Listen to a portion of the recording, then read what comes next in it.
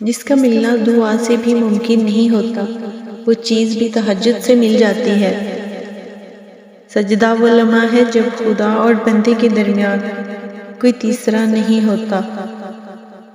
جس کے نصیب میں سجدہ تہجد لکھ دیا گیا، اس کے نصیب میں خدا لکھ دیا گیا۔ تہجد پڑھنے والوں کے قصے ہی الگ ہوتے ہیں، معجزے بھی انتظار کرتے ہیں ان کی زندگی کا حصہ بننے کے لیے۔ تہجد ایک ایسا لمحہ ہے جب عرش و فرش میں کوئی فاصلہ باقی نہیں رہتا، نہ آنسوؤں پہ کوئی اختیار ہوتا ہے نہ دل پہ۔ آنکھوں سے جب آنسو گرنا شروع ہوتے ہیں تو عرش سے آواز آتی ہے، اے میرے محبوب بندے، مانگ تو کیا مانگتا ہے، بول تو کیا چاہتا ہے۔ بس آواز نکلتے ہی آواز آتی ہے کن۔ تہجد میں مانگی گئی دعا ایسا تیر ہے جس کا نشانہ کبھی خطا نہیں ہوتا۔ وقت تہجد آسمان کی جانب دیکھو تو محسوس ہوتا ہے جیسے ساری کائنات صبر کے رنگوں سے سجائی گئی ہے۔